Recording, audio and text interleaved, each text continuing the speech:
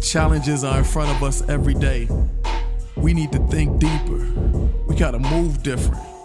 We need to build with our soul and be rare on purpose. This is On Everything.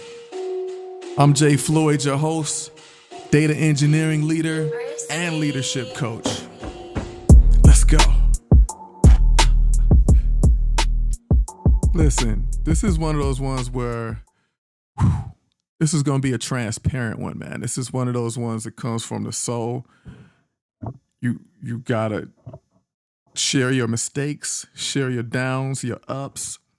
That's part of being authentic. You got to be able to show it all. And in reality, you know, for me to do this show, a lot of people are going to grow from hearing those growth moments that I went through, right? So let me be real. You know, I'm a big fan of The Wire.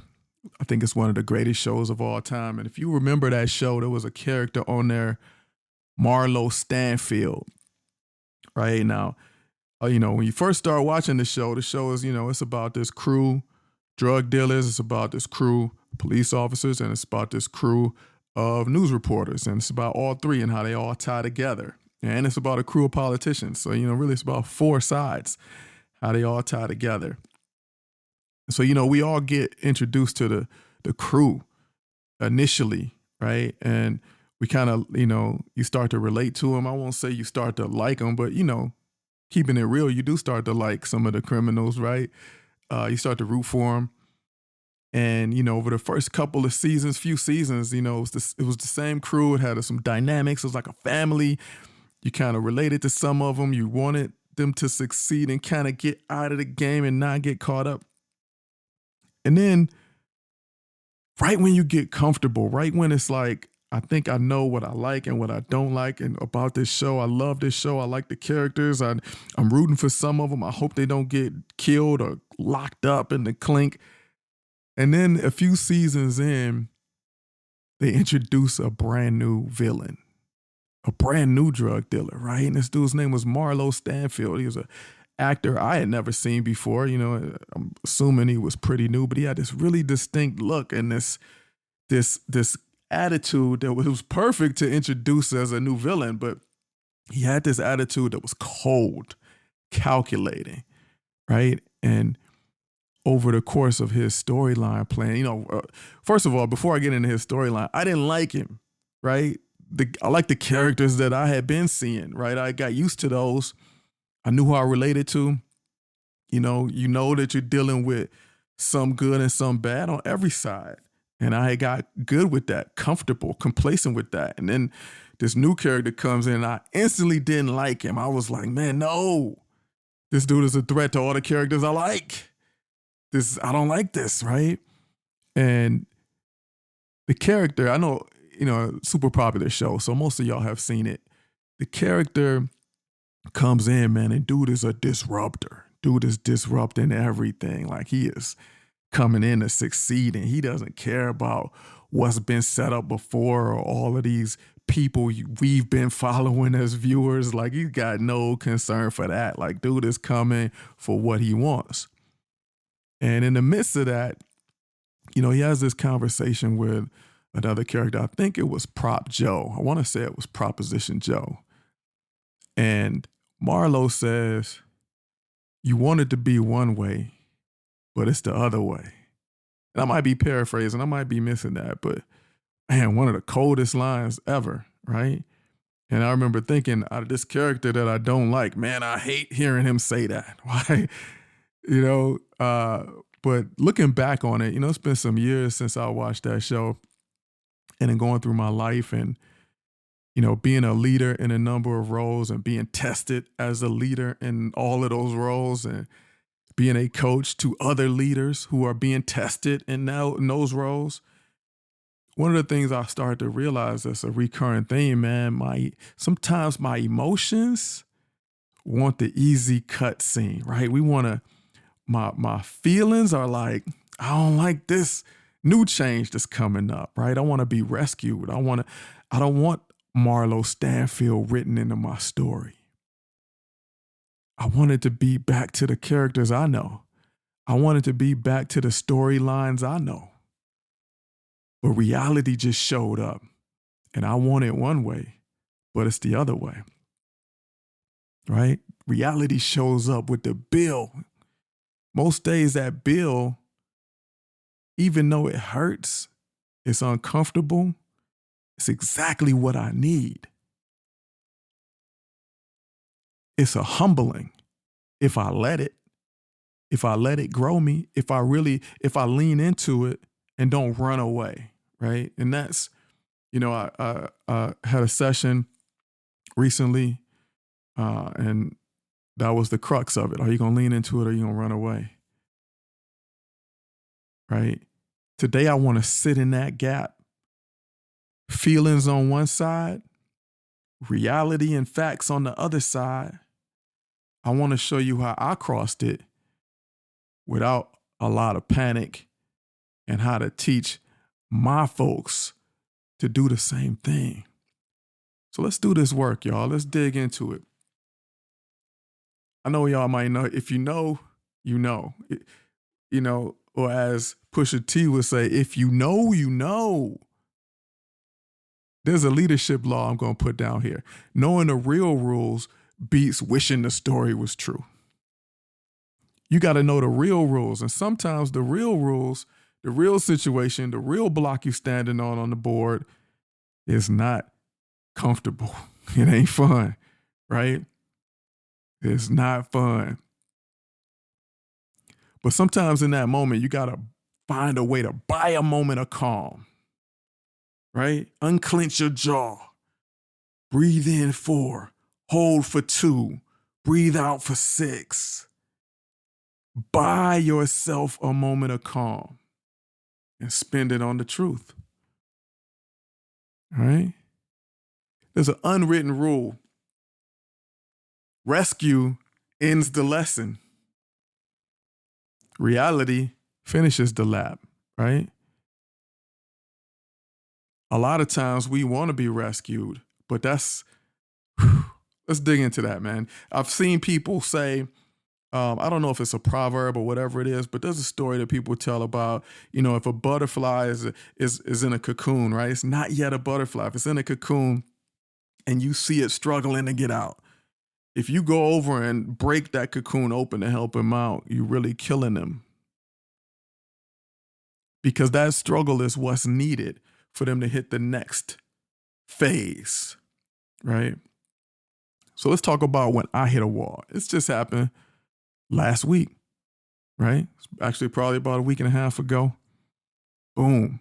Man, I was struggling. I was burnt out, putting in a lot of work inefficiently, right? Just struggling. Cognitive load, cognitive switching, jumping all over the place, kind of desperate to have an impact and not really having it. And then got some really tough feedback that I was not showing up in the way that I need to, right? I wasn't meeting the bar. Whew, right?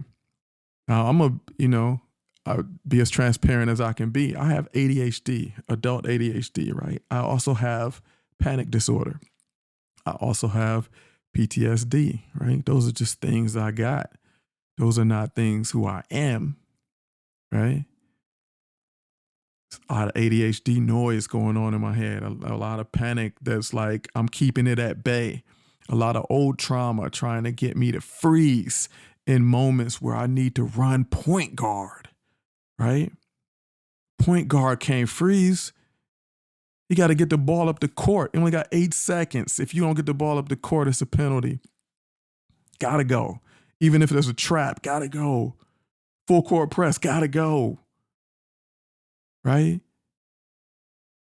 Of course, you want relief, right? In that moment, it's hard, tough to get real hard feedback, tough to hear that you're not doing what you're supposed to be doing, you're not meeting the bar. You want relief, but listen, you got to move past that. That's when you take that moment of calm and realize relief ain't coming. And even if it did come, it would kill you. It would open that cocoon before you got the strength out of the struggle. So even if you want relief, you got to choose resolve. That split second can change everything, right? Wanting relief is human. Of course, we all do. And as a man who grew up with a single mom, I can tell you, a divorced single mom, I can tell you, sometimes in those moments, my basic core nature, my inner child is the one that's like, I want the relief. I just want to be held. I just want somebody to tell me it's going to be okay. I want somebody to step in and be a hero for me right now. But the reality is, I am the hero of my story. Wanting the relief is human. Choosing resolve is leadership. When Marlo Stanfield said, you want it one way, but it's the other way, that still is stuck in me, right? Like from everything I remember in that show, I can't remember many other quotes, but I remember that because it's a life law. We want a story. We want a story that's a hero, but what we get is a system that we got to work in. We want comfort. We want somebody to come and tell us it's going to be all right. But what we get is consequence. And that consequence shapes our character. When I accept the other way, I stop arguing with reality and I start building into reality. Right? So the takeaway for y'all that I want to give you is stop fighting the map. Open up the map and look at the whole thing. Find that you are here. You may not even know where you are. But guess what? No hero's coming. You are the hero. And you're going to have to navigate. So grab whatever it is that's magnetic and find true north and start navigating. You know, I watch a lot of like YouTube videos and sometimes I'm like, you know, watching retro things and I see stuff about like cartoons that I used to love or TV shows that I used to love. And sometimes it's like, you know what, you want to know what happened? You want to know why they went away? And I'm like, wow, it did go away, didn't it? You know, it might be something like Masters of the Universe or Bionic 6. And I'm like, in my mind, I'm like, man, that was dope. I loved it. But then looking back on it, it's like, oh, this only ran for 2 seasons. And here's why. You'd start to learn the forecasts and contracts and things behind the scenes killed the show. Decisions that were made killed the show. You got to read the system under the scene. There's always a system. Sometimes we're just watching it play out in the end and feeling with our emotions or feeling as a consumer or feeling as the person being soothed and entertained. But there's always the way it really is. We want it to be one way, but it's the other way. That's just a little tiny metaphor I wanted to sneak in there because that always is bouncing around my head too, right? And listen, here's the thing about what we have to start doing. Leadership, sometimes, and even I've gone through this, I feel like you can operate it on easy mode, and then sometimes you can switch into hard mode or all Madden mode. What I've learned is leadership only has one mode. It is all the way up. It's all the way up. The other one is not leadership, right? I'm going to state it plain, man. You got to keep a standard in order to lead because lead means you have other people relying on you, right? And those other people, they don't need my panic. They don't need my anxiety. They don't need me to freeze. They need my presence. If they're running up the court, I can't stop and freeze and get an 8-second penalty. So the takeaway there is in that moment, calm first. Recognize that I am human and I'm going to want to be rescued. Calm first. Navigate through that first jungle. Then candor. Brute candor. Or as my boy Doug Smith that I used to work with and back in Cleveland used to say, BFR, brutal fact of reality. and then take that clear next step. Look, I found that for me, when my feelings and facts start to clash, I just try to run this loop. For one, I do feel, right? You got to name that emotion. Our emotions are real. They're real. But just like liars are real or manipulators are real, they're not always leading us where we need to go. They are real though. Right? So I name it. I name it. Emotions are natural in us, and anything in us God gave us as a tool. So, okay, if I got something in me that I'm feeling, let me grab it and name it. Right? If I open a toolbox, I can't just grab something out and just try to use it if I never identify what it is first. If I reach in there and grab a hammer, bam, bam, bam, bam, bam, bam, I'm just going to smash everything. Now, did that construct anything? Is that really always the case of what's needed? No. So yeah, if I reach in and grab it, it's valid, it's in there, but let me identify it first so I can see how I can use it. Let me name that emotion out loud. Maybe I'm angry. Maybe I'm, you know what? Scared. I'm talking to all my fellas out there because this is the main one. It's the main one. Let's be real, man. Let's be real right now. Fear is the main one. 99% of the time, I'm scared. So what am I scared of? Scared I don't know. Scared I ain't good enough. Scared if I do it, it's going to be trash and people going to call it out as trash. I'm going to come off as somebody who doesn't know what they're doing. Maybe I don't know how to do it and I don't want to tell people that, right? So then let's turn that fear into fact, right? That's what I just did. I named the emotion and I start to say what it is. Now that feeling is a fact. These things are true. So let's take that list of truths down. Next, come up with 3 things that are true no matter what I'm feeling. Regardless of my mood, some things are just true. So let me focus in on them, right? Let's do that part. And then we start to say, what is this teaching me? I'm scared of X, but A, B, and C are true no matter what. No matter whether I'm scared, angry, hurt, no matter what, A, B, and C is true. All right, so now what's the system? What am I working within? Is this work? Is this in my family? Is this in my marriage? What's the system? And inside that system, you're going to have incentives, gatekeepers, constraints, a scoreboard. You're going to have rules of engagement. And depending on the system that I'm talking about, out of all of that, I'm going to grab one thing. What's the one thing I can do right now that'll move me forward?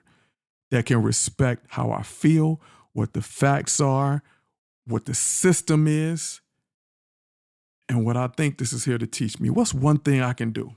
Small win, right? Let me line it up for you how it played out for me, man. Like I said, this happened about a week and a half ago.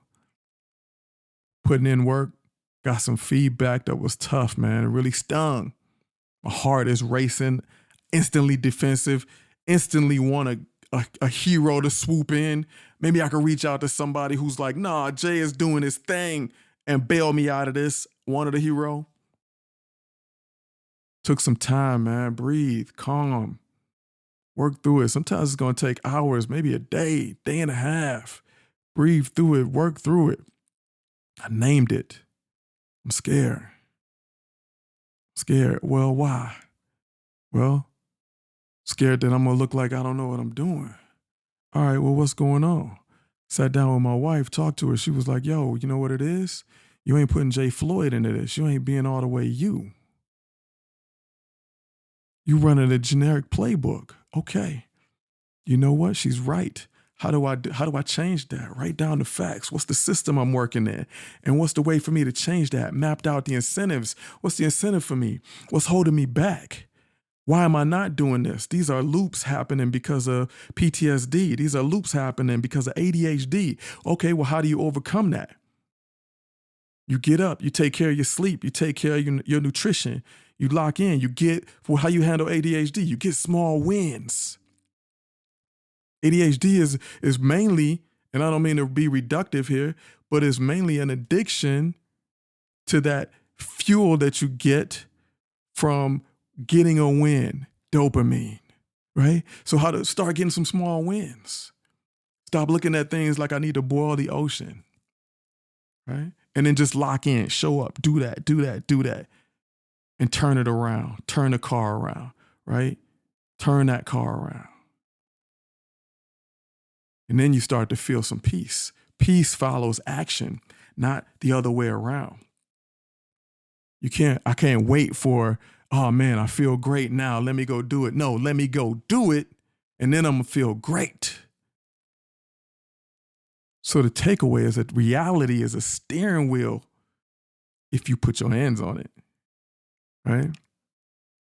So in the midst of that, for me, prayer set my posture. My Bible's still sitting right here next to me. My plan set my path. I asked God for peace, talked to my wife, and grounded myself, and I moved my feet. That's how I let reality make me better without letting fear run my life.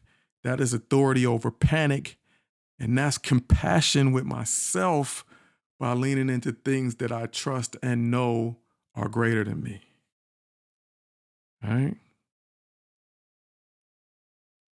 So let's go back to Marlo Stanfield. He said you want it one way, but it's the other. He came in and brought a challenge. He meant just seeing him show up on the scene meant the downfall of some characters that I liked, meant the downfall of the setup, the system, the storylines that I had bought into, the comfort level. It's really us against our comfort level. And we'll get deeper into that in another episode, right? So when the stress is high, you have to raise your implementation intention, right? You got to be intentional. Short breathing protocols right in that moment, right in the moment. Just take 10 seconds. Short breathing protocol lowers your arousal, right? You don't get so riled up and defensive and ready, your voice high, shaking and whatnot, right? And make decisions after you name the facts and the constraints, right? You don't want to make decisions out of that raw emotion. Feelings, man, we can look at them like weather, right? Fear or feelings are weather. They're floating around. They're real. They are real, but they're changing constantly. Reality is terrain. It can change, but right now, this is what you're standing on. This is what you're walking on, right? And you don't plan, if you're trying to go from point A to point B in your life, in your career, in your marriage, in your parenthood, you don't plan the route on the weather. You plan the route on the ground. You can look up at the weather, make some adjustments, name it. It's cloudy, it's raining, it's snowing, might be a storm, but that's not how you navigate. That is not where your plan is. So remember this, man. 15-second quick reset. Breathe in for 4 seconds. Out for 2 seconds. Hold. I'm sorry. Let me start that over, y'all. I don't mean to set y'all off with a wrong breathing exercise. It's in for 4. Hold for 2. Out for 6. Repeat that. In for 4. Hold for 2. Out for 6. I'm not going to edit that last mistake because I like including mistakes. I want y'all to know this is not an overly polished podcast. It's not what it's about. If it was, it wouldn't match the content. In the moment, name your reality, name your emotions, and write down 3 facts that don't even care about your emotions. They're going to be the same no matter what, right? Think about the incentives, the gatekeepers, the constraint, and the scoreboard, and get yourself down to 1 move. If I'm a point guard and I got the ball and the trap comes, double team comes, I need one move, not multiple. I need one. And then move that small, helpful step. Do it, right? Do it. Do it today. Tell me what changed. Holler back at me. Get at me on Facebook. Get at me on Instagram. However you need to reach me. On LinkedIn. I'm always on LinkedIn. Tell me how this is showing up for you and how you want to try it and how you did try it, right? You could even pop open your phone, grab and open up voice notes, right? Voice memos, and record something, a feeling that you had, a fact you wrote, the step you took. Next episode, I will break down what y'all sent me, right? Goal in one line, facts you wrote, system map, first move. What's your plan going forward? How did it show up? Last week, I wanted rescue, but what I got was reality.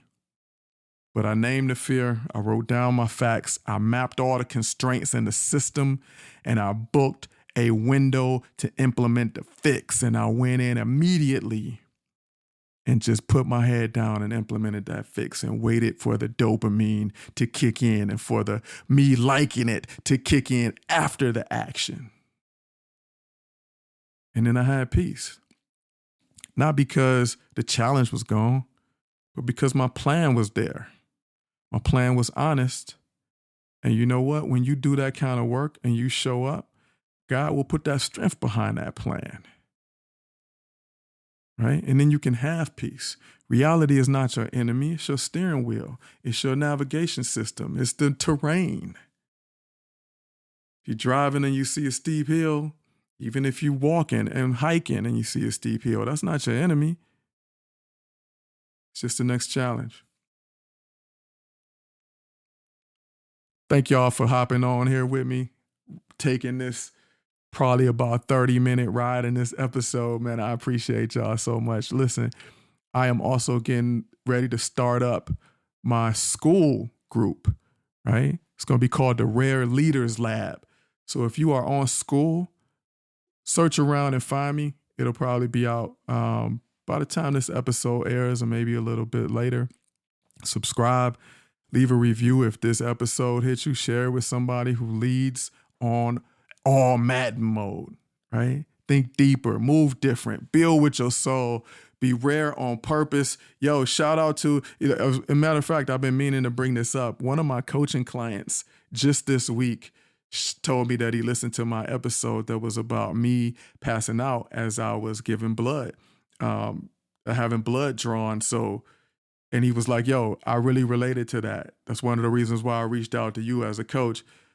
So shout out to that, man. Shout out to authenticity. Shout out to connection, because we all going through the same battles and we're here to help each other. That's the whole point, right? So yeah, we want it one way, but it's the other way. But it's okay, because we're going to work through it anyway. Thanks for hollering at me and chilling with me on this one, y'all. I'm Jay Floyd, and catch me again next time on Everything.